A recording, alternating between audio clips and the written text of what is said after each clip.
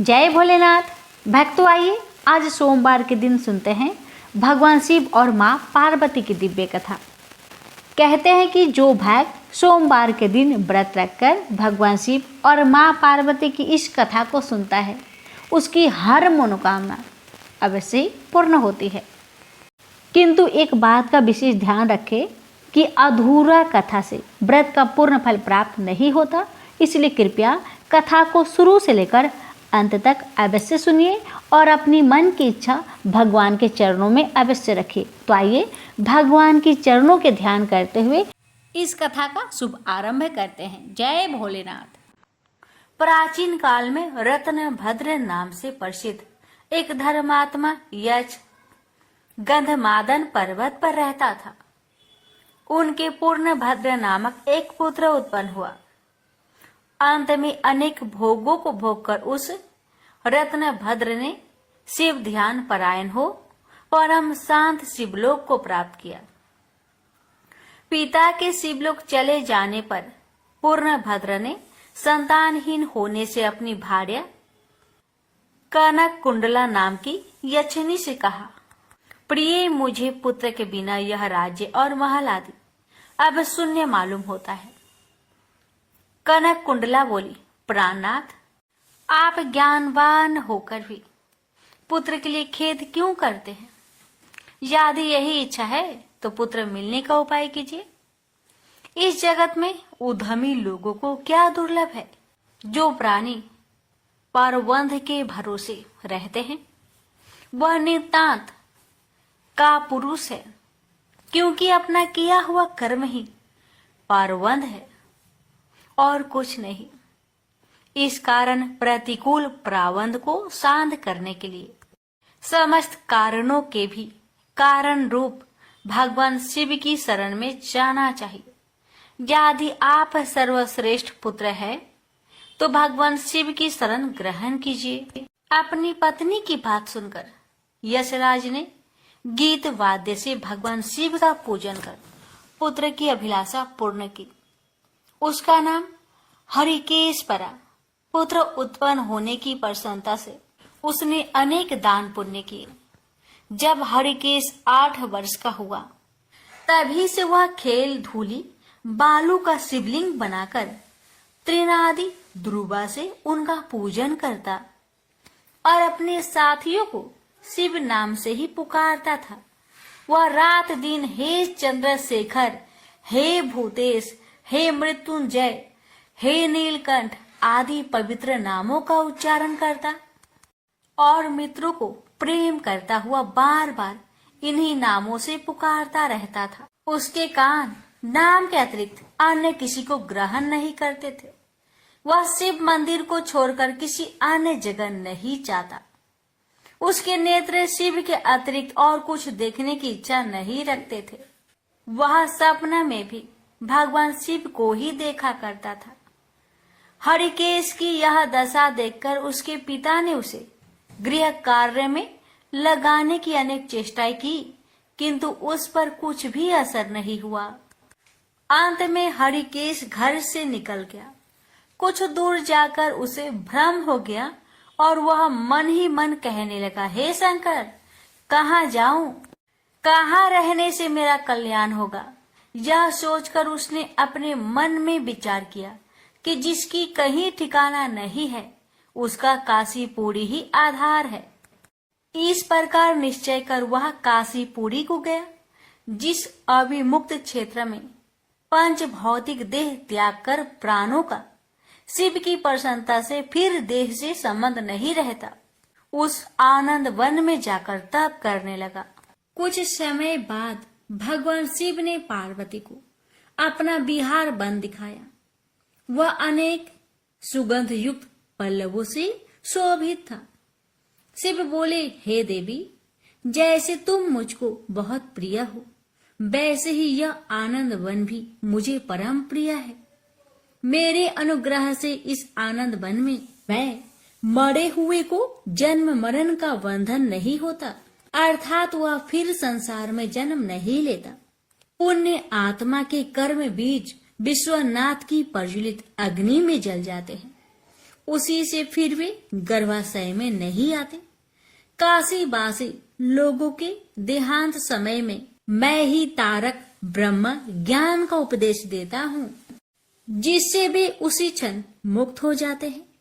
कलयुग में विश्वनाथ देव का दर्शन पूजन, काशीपुरी, भागीरथी गंगा आदि का सेवन तथा सतपात्र को दान विशेष फलदायक होता है।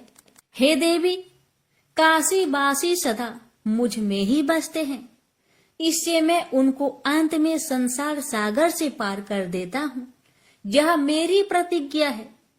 इस तरह वार्तालाप करते करते भगवान शिव उस स्थान पर गए जहाँ हरिकेश समाधि लगाए बैठा था। उसको देखकर पार्वती ने कहा, भगवान, यह आपका तपस्वी भक्त है। इस समाधिष्ठ भक्त को वर देकर इसका मनोरथ पूर्ण कीजिए।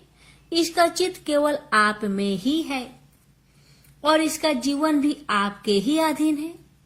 पार्वती की बात सुनकर भगवान शिव उसके पास गए और उन्होंने समाधि में स्थित उस हरिकेश को हाथ से स्पर्श किया।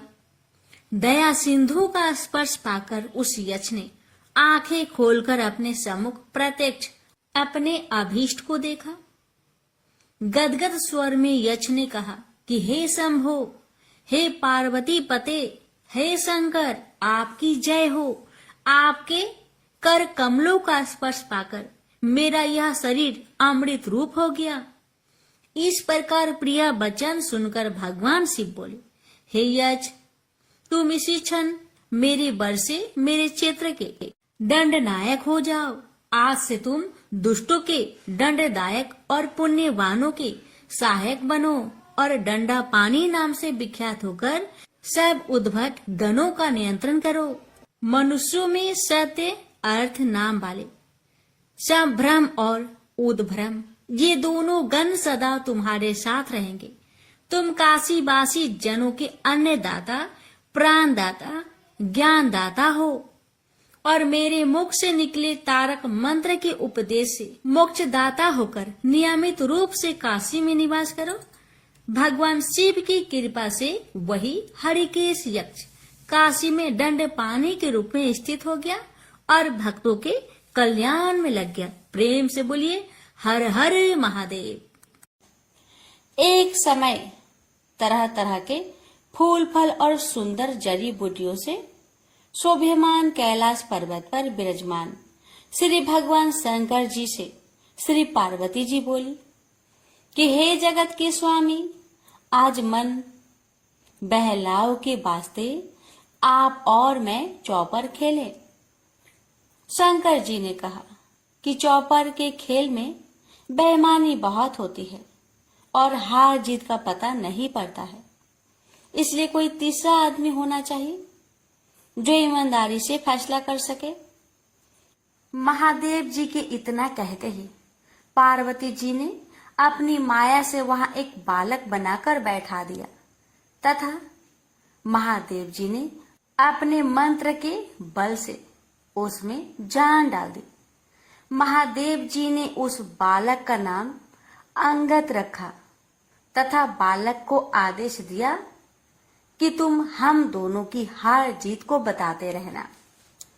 ऐसा कहकर महादेव जी ने चौसर का पासा चलाया और अंगद से पूछा कि बताओ कौन जीता और कौन हारा। तब अंगद ने उत्तर दिया कि महादेव जी आप जीते और पार्वती जी हारी। इसके बाद महादेव जी ने फिर पासा फेंका और अंगद से पूछा इस बार कौन जीता और कौन हारा। इस बार भी अंगद ने वही जवाब दिया कि महादेव जी जीते और पार्वती जी हारी। इसी प्रकार तीसरी बार भी पासा चलाकर महादेव जी ने अंगद से पूछा कि तो इस बार महादेव जी हार गए थे, परंतु अंगद ने विचार किया कि यदि मैं महादेव जी को हारा हुआ बताऊंगा तो वे मुझे श्राप दे देंगे।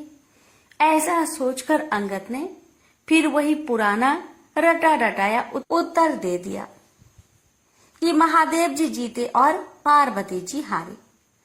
चूंकि इस बार अंगद ने झूठ बोला था, तो माता पार्वती ने अंगद को श्राप दे दिया कि तेरे शरीर में कोढ़ हो जाए और तू निर्जन वन में भटकता फिरे। उसी समय अंगद को कोढ़ हो गया और वह भटकता हुआ किसी सुनसान वन में जा पहुंचा।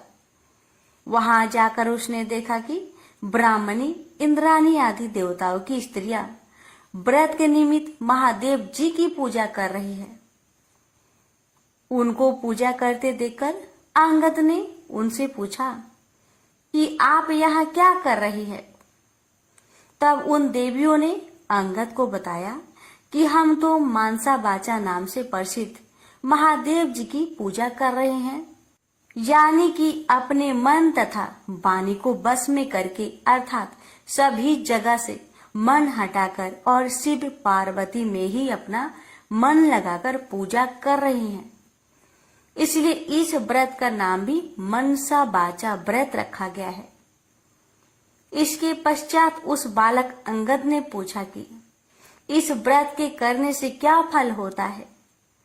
अब उन देवियों ने उत्तर दिया कि इस व्रत को करने से सारी मनोकामनाएं पूर्ण हो जाती है।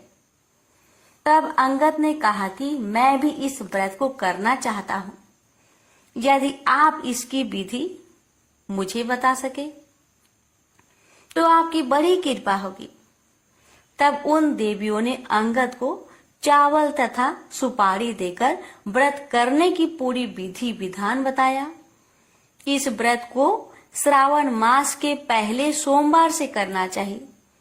उस दिन कंवारी कन्या से 2.5 पूनी सूत कटवाकर उसका डोरा बनाए।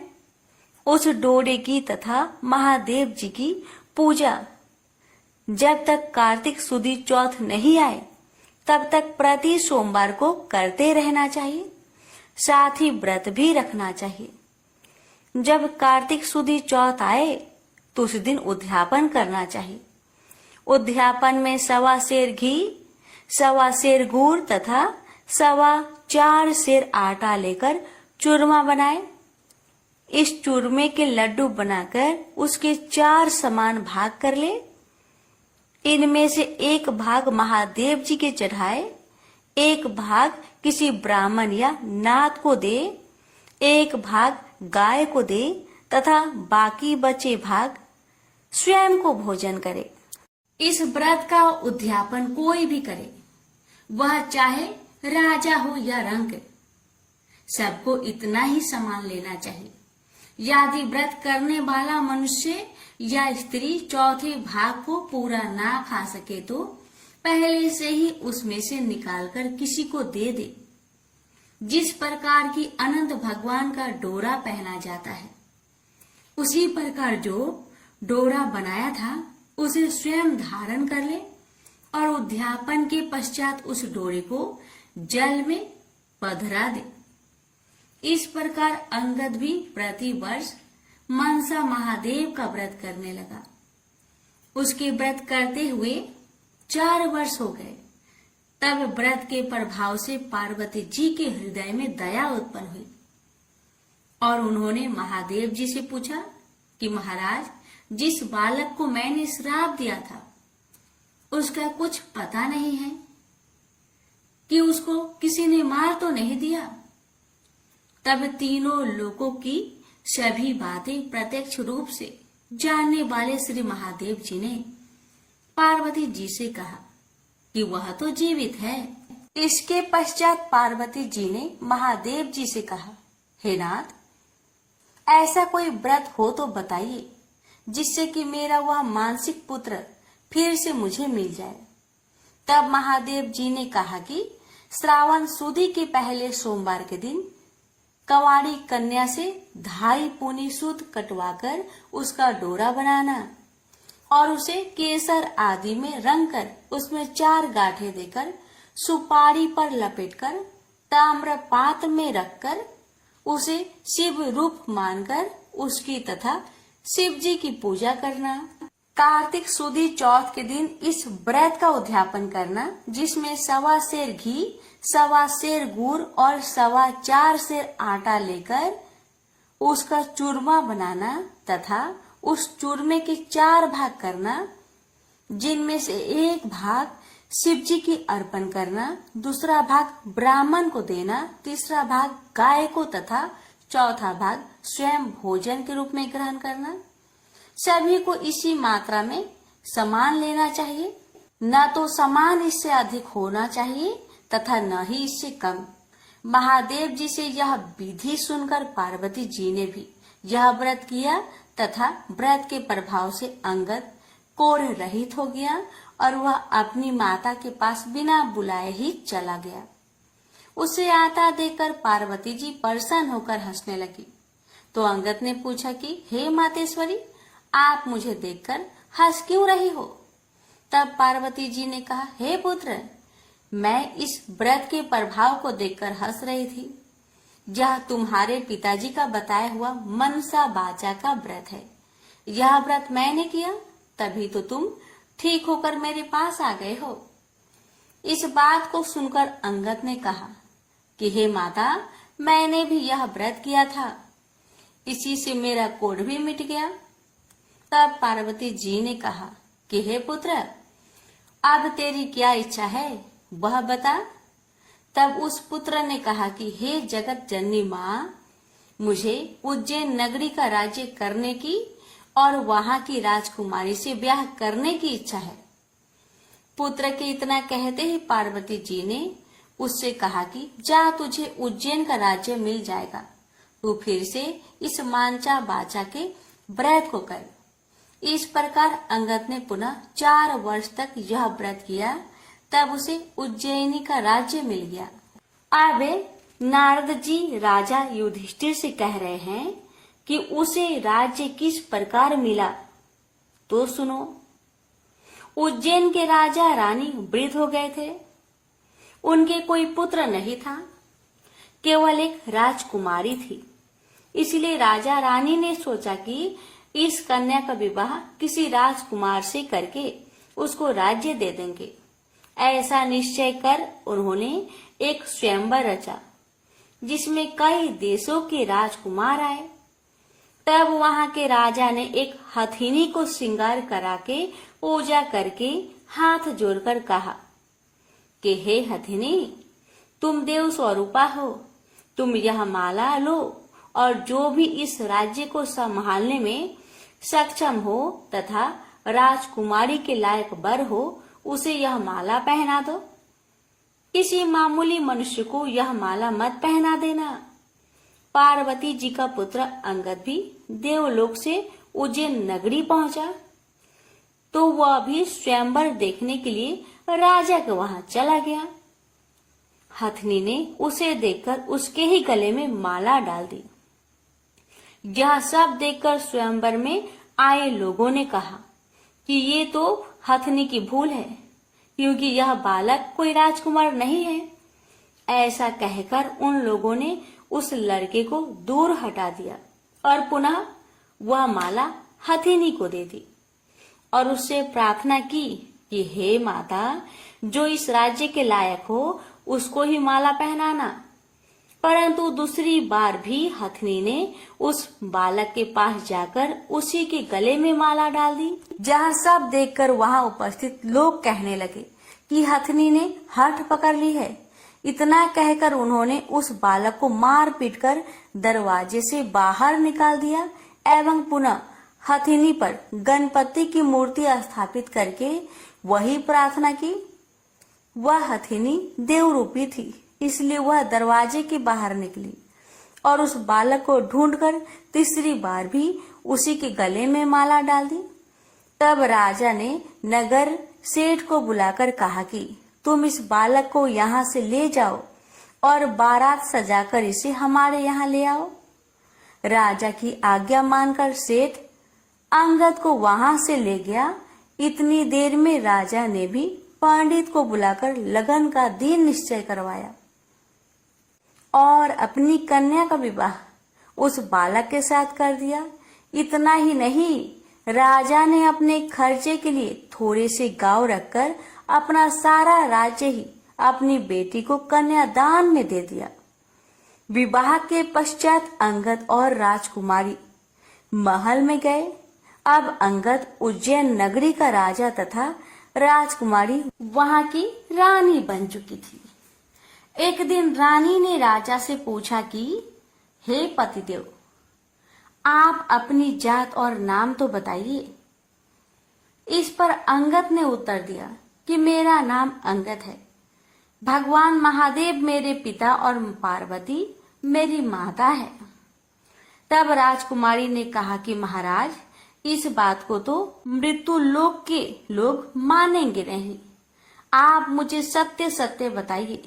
तब अंगद ने अपनी जन्म की सारी कथा रानी को बताई कि किस तरह चौसर खेल में साक्षी बनने के लिए माता पार्वती ने अपनी माया से उसे बनाया था और महादेव जी ने अपने मंत्र बल से उसे सजीव रूप दिया। फिर पार्वती जी ने उसे श्राप दिया और इंद्राणी आदि देवियों ने उसे मनसा वाचा व्रत बताया, जिसको 4 वर्ष तक करने के फलस्वरूप वह अपने माता पिता के पास वापस पहुंचा। उसे पार्वती जी ने गले लगाया और कहा कि अब तुम्हारी क्या इच्छा है। तब उसने अपनी माता से कहा कि उसे उज्जैनी के राजा बनने की इच्छा है। तब पार्वती जी के कहने पर उसने फिर से 4 वर्ष तक मनसा बाचा नाम से प्रसिद्ध अपने पिता शिव जी का व्रत किया तथा इसी व्रत के प्रभाव से आज उसे उज्जैन के राज्य और उसके जैसी रानी मिली। इतना सुनकर रानी ने कहा कि हे महाराज, मैं तो पुत्र, धन तथा राज्य का सुख चाहती हूँ। तब अंगद ने अपनी रानी को वही मनसा बाचा का शिव जी का व्रत बता दिया और कहा कि बिना मेरे वह गर्भवास के तेरे पुत्र होगा। ऐसा कहकर अंगद जी पुनः कैलाश चले गए। पति की आज्ञा अनुसार राजकुमारी ने 4 वर्षों तक महादेव जी का यह उत्तम व्रत किया। इससे महादेव जी प्रसन्न हो गए। एक दिन रानी ने अपने दासी से कहा कि जा ऊपर जाकर जल की झाड़ी ले आ, मैं दातुन करूंगी। दासी ऊपर गई तो वहां जाकर क्या देखती है कि सोने की पालकी में एक छोटा सा सुंदर बालक सो रहा है और मुख में अंगूठा चूस रहा है। दासी ने रानी को जाकर जब यह बात बताई तो रानी ने तुरंत जाकर बालक को अपनी गोद में उठा लिया और भगवान शंकर जी से प्रार्थना की कि हे प्रभु, यदि आपने मुझे यह बालक दिया है तो मेरे स्तनों में से दूध की धारा भी निकलनी चाहिए। रानी के इतना कहते ही उसके स्तनों में दूध आ गया। इस प्रकार वह बालक बड़ा होने लगा। रानी ने उस बालक का नाम फूलकवर रखा। एक दिन फूलकवर ने अपनी माँ से पूछा कि हे माँ, मेरे पिता कौन है और उनका क्या नाम है। तब रानी ने अपने पुत्र से कहा कि तेरे पिता तो अंगद जी है और महादेव जी, पार्वती जी तेरे दादा दादी हैं।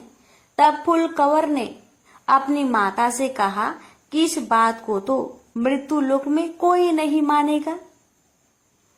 इस पर रानी ने फूलकवर को वही सारी कथा सुनाई जो अंगद जी ने रानी को सुनाई थी और यह भी बताया कि किस तरह से उसका विवाह अंगद जी के साथ हुआ था।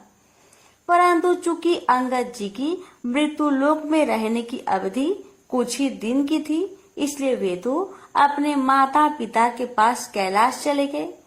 परंतु उनके बताए हुए व्रत को 4 वर्ष तक करने के पश्चात बिना गर्भवास के ही उसके रानी के पुत्र के रूप में जन्म लिया है।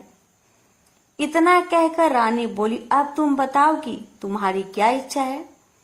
माता के वचन को सुनकर पुत्र ने कहा कि हे माता, मेरी इच्छा चेदी राजा की कन्या से विवाह करने की है, क्योंकि मैंने उसकी प्रशंसा सुनी है। तब रानी ने फूलकवर से कहा कि हे पुत्र, तू भी मनसा वाचा का व्रत कर। इस व्रत के करने वाले के लिए कुछ भी दुर्लभ नहीं है। अब फूलकवर ने भी 4 वर्ष तक व्रत किया। इससे भगवान महादेव प्रसन्न हुए और उन्होंने चेदी राजा को स्वप्न में आदेश दिया कि मेरे कहने से तू अपनी राजकुमारी का विवाह उज्जैन के राजकुमार फूलकवर से कर दे। चेदी राजा ने भगवान शिव जी का कहा मानकर अपनी कन्या का विवाह उज्जैन के राजकुमार से कर दिया। अब वह राजा हो गया। एक दिन वह शिकार खेलने वन में गया। वहां उसके कोई शिकार हाथ नहीं आया और वह भूख प्यास से व्याकुल होकर एक बाग में जाकर आराम करने लगा। इतने में देवयोग से कोई ब्राह्मण वहां आ पहुंचा और उसने राजा को श्रीधरी पंचांग सुनाया कि आज कार्तिक सुदी चौथ है, जो आज मनसा बाचा के व्रत का उद्यापन करने का दिन है। इतना सुनते ही राजा ने ब्राह्मण से कहा कि महाराज, मुझसे तो भूल हो गई, आप हमें अब पूजन करा दे। ब्राह्मण ने पूजा के लिए शहर में रानी को खबर भेजी कि राजा साहब शिकार के लिए यहाँ वन में ठहरे हुए हैं और चूंकि आज कार्तिक सुदी चौथ का उद्यापन करना है, इसलिए 4.25 सेर आटा, 1.25 सेर घी, 1.25 सेर गुड़ का चूरमा बनवा कर मंगवाया है। इस पर रानी ने सोचा कि फौज के कई आदमी भी राजा जी के साथ है, इसलिए इतने से चूरमे से क्या होगा। इसलिए रानी ने गाड़ी भरकर चूरमा भेज दिया, जो कि नियम विरुद्ध था। इतना अधिक प्रसाद होने से महादेव जी क्रोध हो गए और उन्होंने कोप करके राजा को स्वप्न में कहा कि तुम अपनी रानी को निकाल दो, नहीं तो मैं तुम्हारा सारा राज्य नष्ट कर दूंगा। राजा ने फरमान के अनुसार दोबारा चूरमा बनवाकर व्रत पूरा किया। महादेव जी के कथन के अनुसार राजा ने रानी को महल से निकलवा दिया। रानी किले से रवाना होकर कुछ दूर चली ही थी कि उन्हें राजा के दीवान मिले। दीवान जी ने रानी से पूछा कि रानी साहिबा, आप कहाँ पधार रही हो। तब रानी ने पूरी बात बता दी। तब दीवान जी ने कहा कि मैं राजा जी को समझाकर राजी कर लूंगा, तब तक आप मेरी हवेली में पधारे। परंतु जैसे ही रानी दीवान जी की हवेली में पहुंची कि दीवान अंधा हो गया। तब दीवान ने हाथ जोड़कर कहा कि रानी जी, आप यहाँ से पधारो। रानी वहां से रवाना होकर आगे बढ़ी तो उन्हें नगर सेठ मिल गया। उसने भी यही कहा कि वह राजा साहेब को 1-2 दिन में मना लेंगे, तब तक आप हमारे घर पर ही विराजे। रानी नगर सेठ के घर गई तो सेठ की हड्डियां चलने से बंद हो गई और कई उपद्रव होने लगे। अब सेठ ने भी हाथ जोड़कर कहा कि रानी जी, आप यहाँ से पधारे। रानी वहां से आगे गई तो उसे राजा जी का कुम्हार मिला। कुम्हार को रानी पर दया आ गई। वह रानी को अपने घर ले गया, पर जैसे ही कुम्हार के घर पर रानी पहुंची ही कि उसका नियाव फूट गया, जिससे सारे बर्तन फूट गए और कुम्हार भी अंधा हो गया। तब कुम्हार ने भी रानी से उसके घर से निकल जाने की प्रार्थना की। आगे जाने पर एक माली मिला और माली ने रानी से पूछा कि आप कहाँ पधार रही हो। तो रानी ने कहा कि राजा साहेब ने मुझे देश निकाला दिया है। इस पर माली को रानी पर दया आ गई और वह रानी को अपने बाग में ले गया और उसने रानी से कहा कि जब तक राजा जी का क्रोध मिटे तब तक आप यहाँ बाग में ही रहो। परंतु रानी के बाग में जाते ही बाग के सारे पेड़ पौधे सूखकर जलने लगे। कुंवारियों का पानी भी सूखने लगा। इतना ही नहीं, माली को भी कम दिखने लगा। तब माली ने भी रानी से वहां से चले जाने की विनती की। रानी वहां से निकलकर विचार करने लगी कि मुझसे ऐसा क्या पाप हो गया है कि मैं जहां भी जाती हूँ वहां अनर्थ होने लगता है। ऐसा सोचते सोचते रानी ने देखा कि आगे 2 रास्ते हैं। किसी व्यक्ति से पूछने पर रानी को मालूम हुआ कि एक रास्ता तो 6 महीने का है, जबकि दूसरा केवल 3 दिन का। रानी 3 दिन वाले रास्ते पर चलने लगी। आगे जाने पर उसे शिप्रा नदी मिली। रानी ने दुख के मारे उसमें कूदकर आत्महत्या करनी चाहिए, परंतु जैसे ही वह नदी में कूदी तो नदी सूख गई। वह और आगे चली तो एक पर्वत आया। रानी ने सोचा कि इस पर चढ़कर नीचे कूदकर अपनी जान दे दे। यह सोचकर वह पर्वत पर चढ़ी और जैसे ही नीचे कूदने लगी कि पर्वत जमीन के बराबर हो गया। आगे जाने पर रानी को एक सिंह दिखाई दिया। इस पर रानी ने सोचा कि इस सिंह यानी शेर को मैं अगर छेड़ूं तो शायद यह मुझे खा जाए। यह सोचकर उसने सिंह पर हाथ फेरा तो सिंह पत्थर का हो गया। आगे जाने पर रानी को बड़ा भारी अजगर सांप दिखाई दिया। इस पर रानी ने मरने के लिए उस बड़े सांप को छेड़ा तो सांप रस्सी बन गया। अब रानी थक हार कर और आगे चली तो क्या देखती है कि वहां एक बड़ा भारी पीपल का वृक्ष है। उसी वृक्ष के पास एक सुंदर कुआं और एक मंदिर बना हुआ है। वह मंदिर में जाकर मुंह ढककर बैठ गई और ओम नमः शिवाय मंत्र का जाप करने लगी। किस्मत से उस दिन कार्तिक सुदी चौथ का दिन था। मंदिर का पुजारी नाथ सामान लेने गांव गया था। वहां उसको एक कुत्ते ने काट लिया। तब पुजारी नाथ ने विचार किया कि हमारे आश्रम में ऐसा कौन पापी आ पहुंचा है जिसके कारण यह उत्पात हो गया है। मंदिर जाकर नाथ ने एक स्त्री को बैठा हुआ देखा तो कहने लगा, आज यहाँ कोई डाकन या भूतनी आ गई है।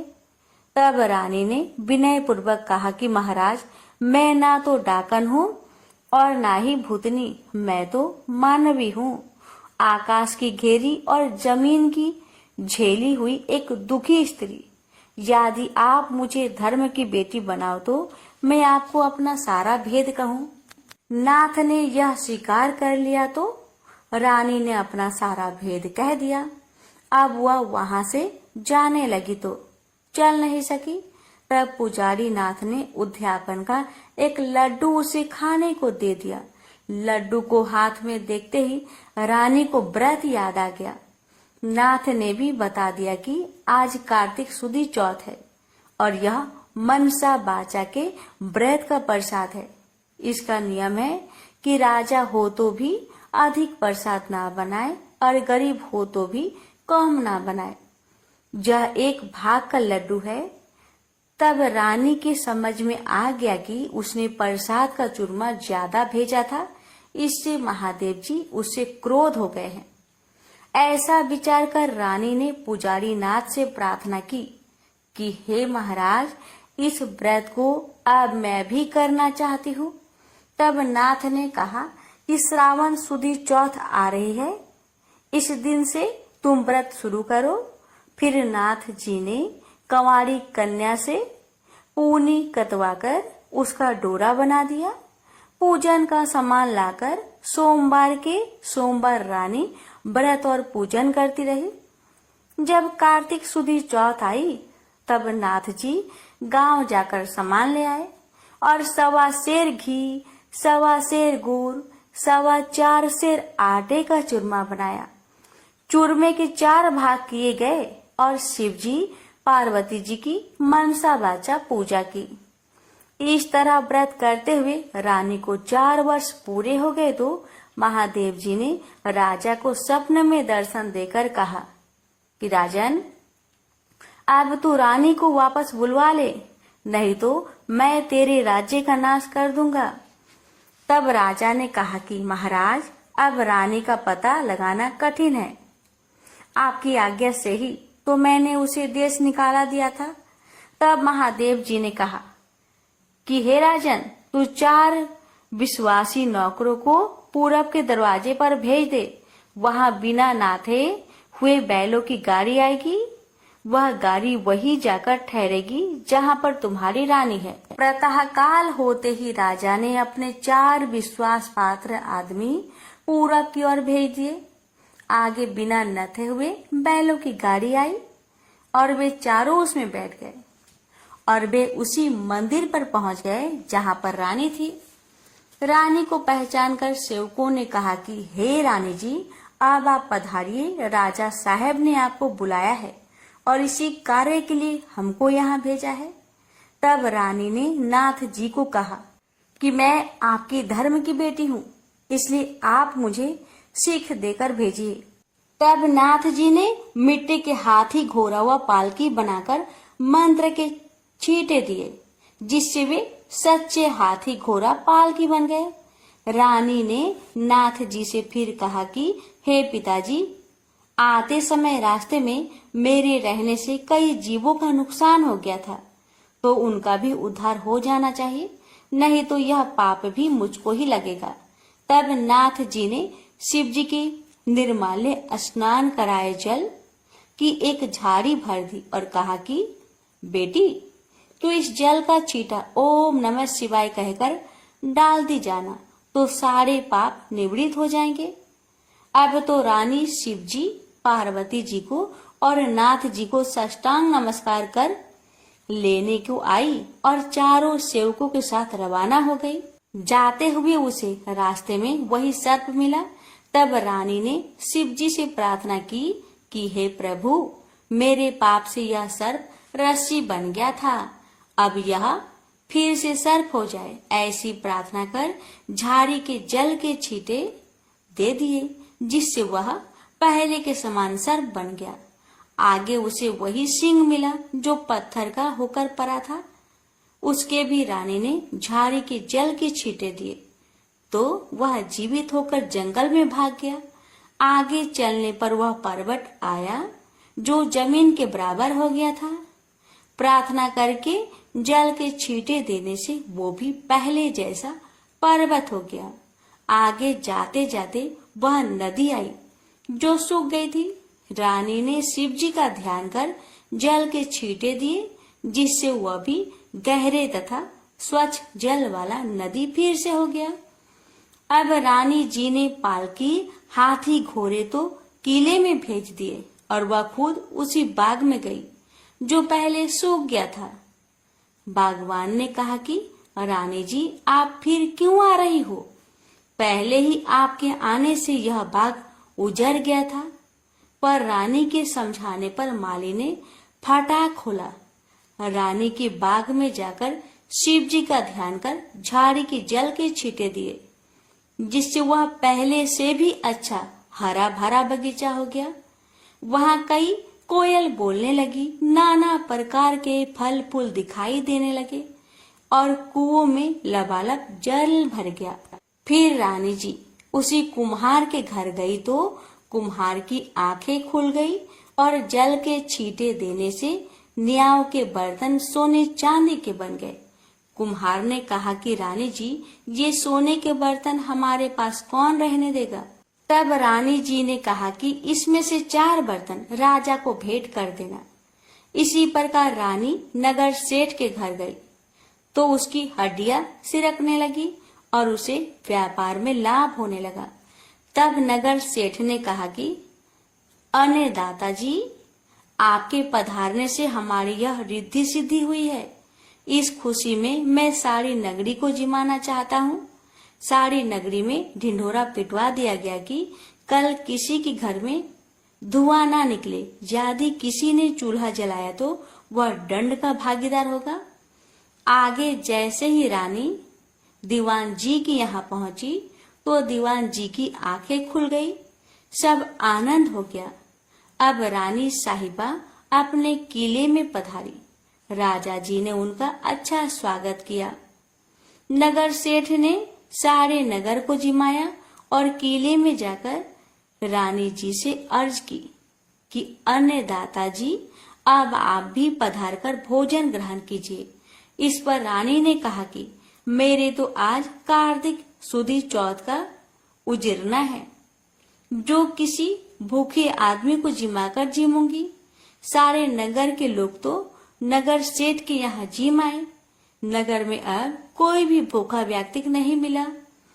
ढूंढते ढूंढते रानी के सेवक धोबी घाट पहुंचे तो वहां पर एक अंधी बहरी कोढ़ीन धोबन परी मिली। रानी जी की आज्ञा से उसे महल में बुलाया गया। रानी जी ने उसे स्नान करवाया। स्नान कराते ही उसका सारा कोढ़ मिट गया और कथा सुनाते ही उसके लिए स्वर्ग से विमान आ गया। बूढ़ी धोबन की कथा सुनने व प्रसाद लेने मात्र से ही वह सदा के लिए बैकुंठ चली गई।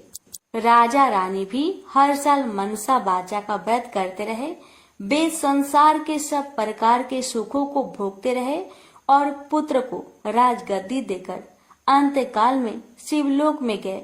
इस प्रकार मनसा बाजा भगवान शिव जी पार्वती जी के व्रत करने की भारी महिमा है।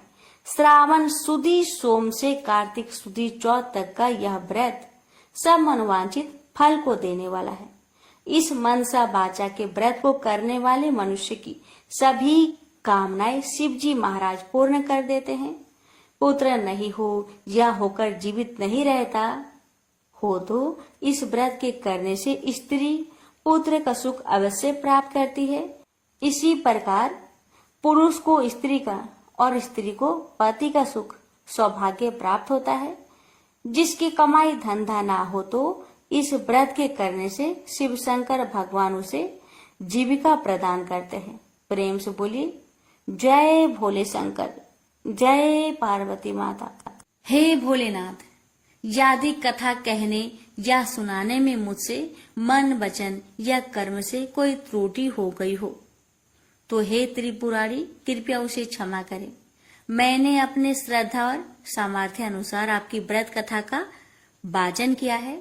यदि उच्चारण में, शुद्धता में या भावना में कोई कमी रह गई हो तो हे नीलकंठ उसे क्षमा करें।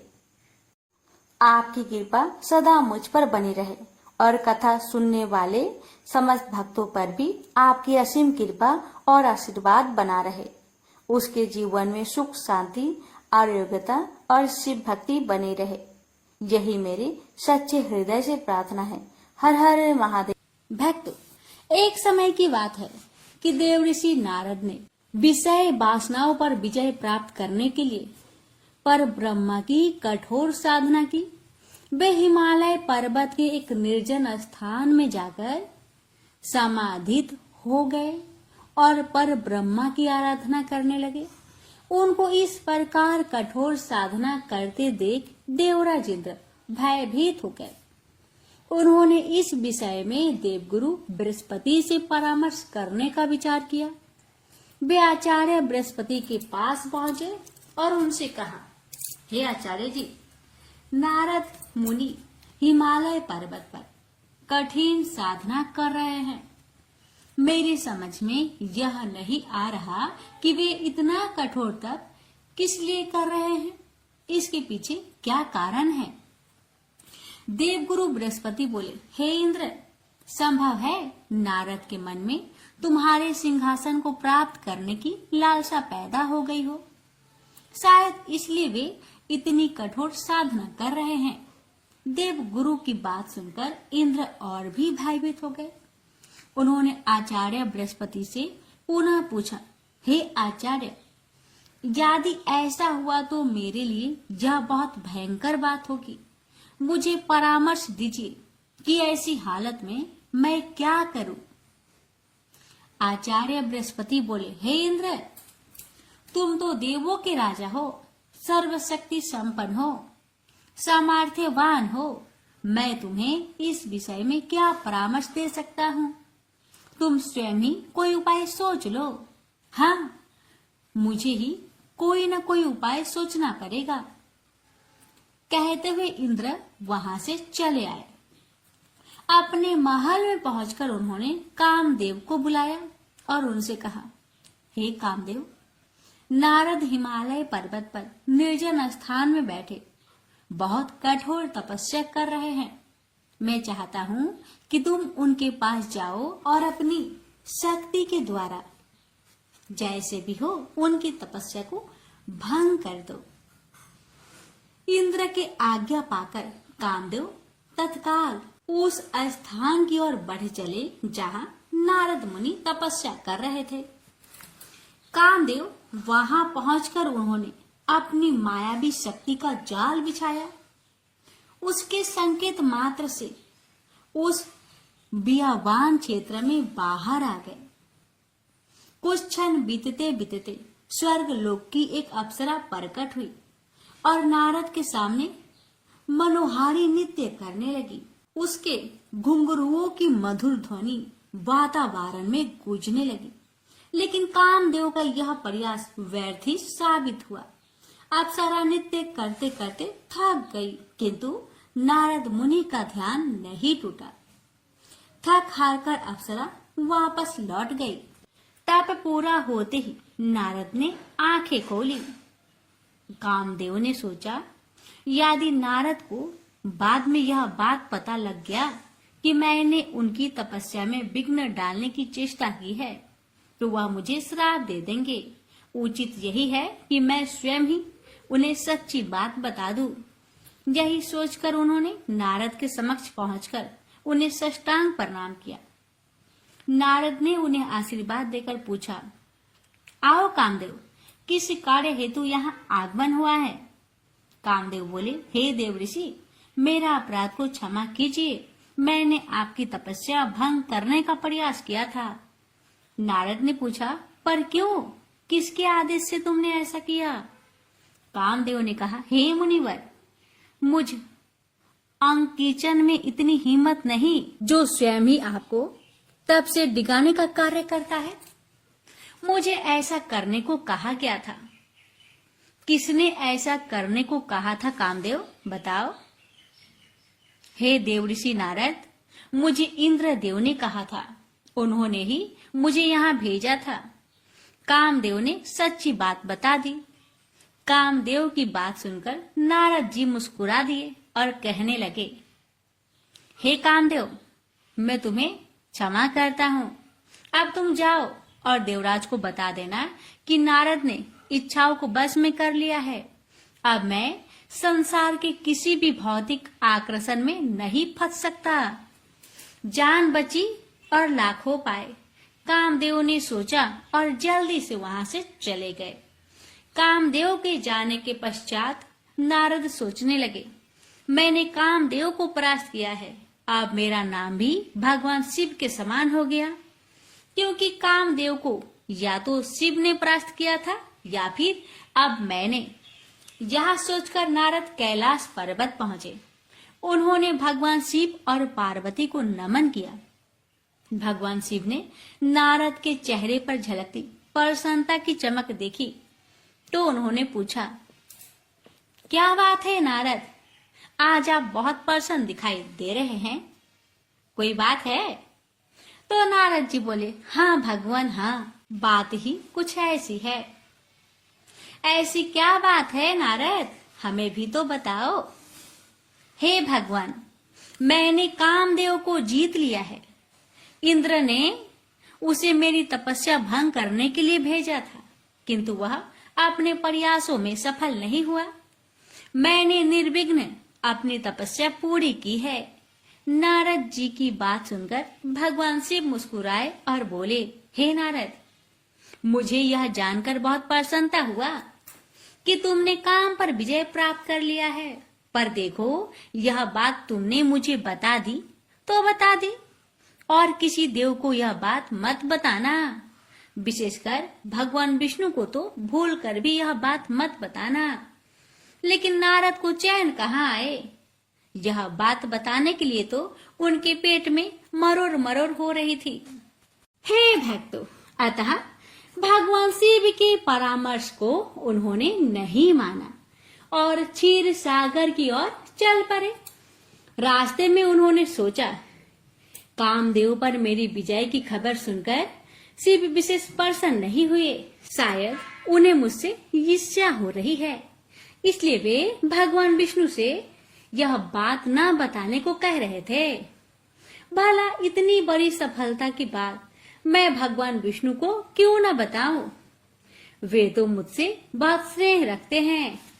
काम पर मेरी विजय की बात सुनकर उन्हें तो मुझ पर बहुत गर्व होगा। ऐसे ही कुछ सोचते हुए वे क्षीर सागर में पहुंचे और भगवान विष्णु और माता लक्ष्मी के सामने पहुंचकर उन्हें प्रणाम किया। भगवान विष्णु बोले, आओ नारद आओ, बहुत समय बाद तुम्हें देखकर बहुत प्रसन्नता हुई है। कहाँ रहे इतने दिनों तक?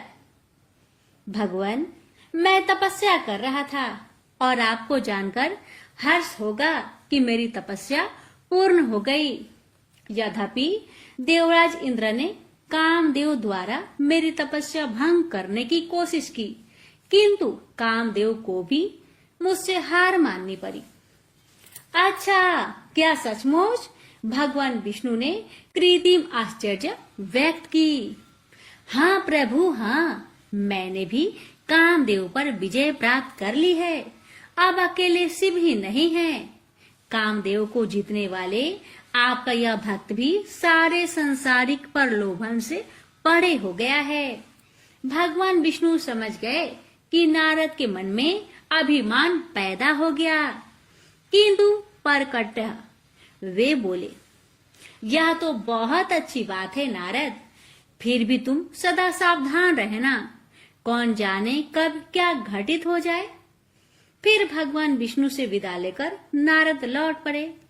उनके मन में उत्साह के बजाय कुछ विक्षोभ सा था। उन्होंने सोचा, मेरी सफलता पर भगवान विष्णु भी बहुत प्रसन्न नहीं हुए। मैं कोई दुर्लभ व्यक्ति थोड़े न हूँ, फिर वे क्यों मुझे सावधान रहने की सीख दे रहे थे। निगाहें नीचे बने एक भव्य नगर पर जाकर टिक गई। अरे वाह, ये तो बड़ा सुंदर नगर लगता है। ऐसा नगर तो मैंने पहले कभी नहीं देखा। इसमें चलकर देखना चाहिए। यही सोचकर नारद नीचे उतरे और वहां के राजमार्ग पर जाते हुए एक व्यक्ति से पूछा, सुनो भाई, इस विशाल और सुंदर नगर का राजा कौन है? वो व्यक्ति बोला, आश्चर्य है, आप यहाँ के राजा को नहीं जानते। यहाँ के राजा का नाम है शीलनिधि। आप उनसे मिलना चाहते हैं तो उनके महल में चले जाइए। नारद राजमहल के दरवाजे पर पहुंचे तो उनके आगमन का समाचार सुनकर राजा शीलनिधि स्वयं बाहर आए और बड़े आदर सत्कार पूर्वक नारद को अपने महल में ले गए। तभी राजकुमारी भी वहां आ पहुंची। राजा शीलनिधि ने नारद को उसका परिचय दिया कि यह मेरी पुत्री है मुनिवर, इसका नाम श्रीमती है। श्रीमती की सुंदरता देखकर नारद ने मन ही मन उसकी प्रशंसा की। जब श्रीमती ने प्रणाम किया तो नारद ने उसे मुक्त कंठ से आशीर्वाद प्रदान किया। राजा शीलनिधि बोले, हे मुनिवर, श्रीमती अब विवाह योग्य हो गई है।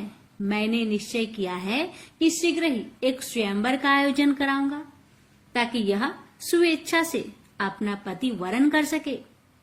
नारद बोले, हाँ, तुम्हारी कन्या साक्षात लक्ष्मी है।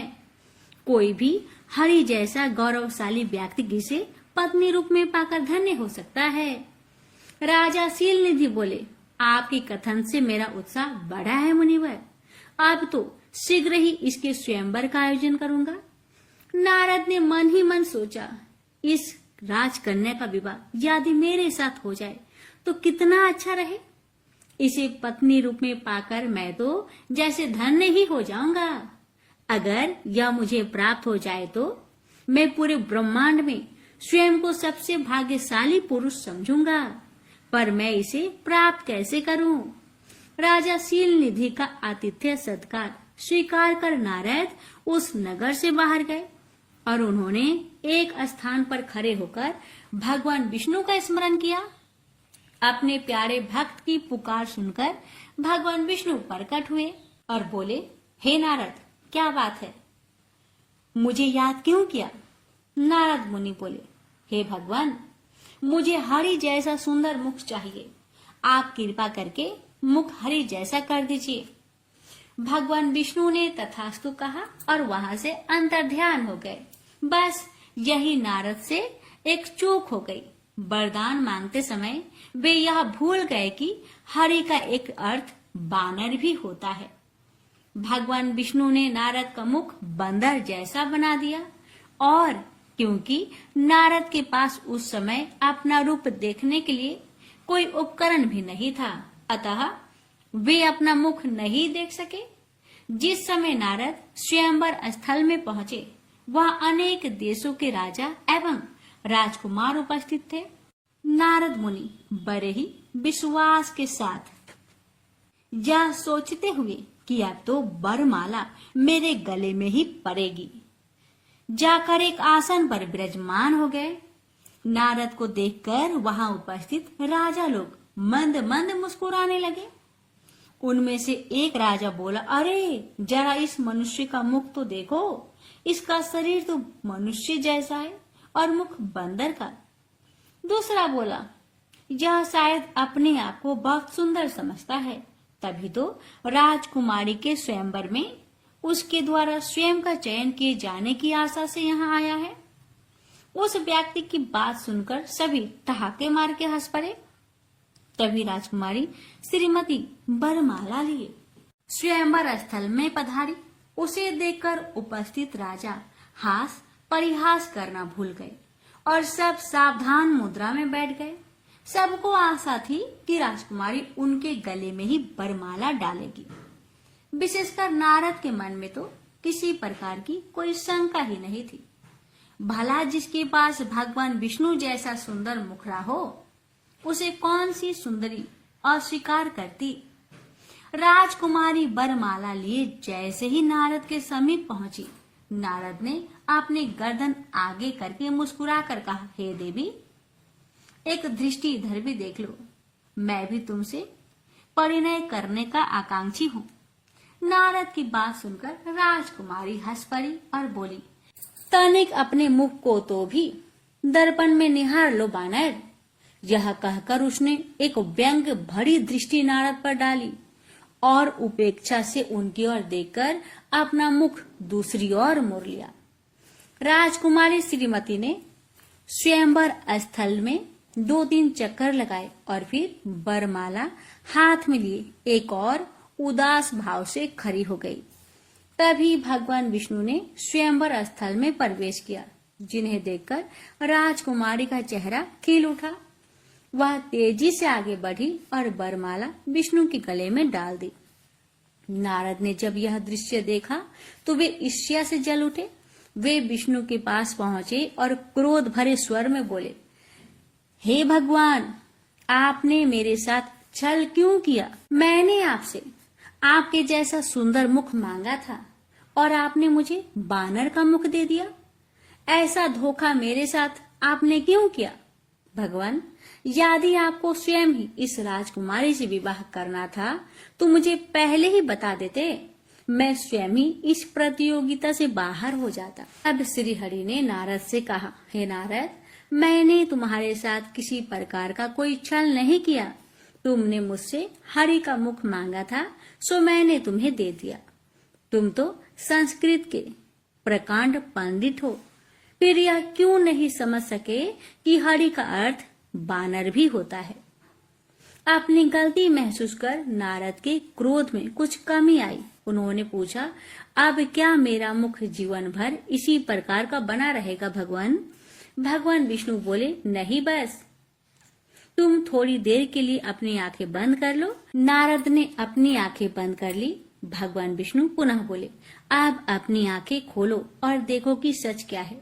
नारद ने अपनी आंखें खोली, इधर उधर दृष्टि घुमाई। अब वहां न राजा शील निधि था, न उसका कोई महल, न स्वयंवर, और न स्वयंवर में भाग लेने वाले आए प्रतियोगी।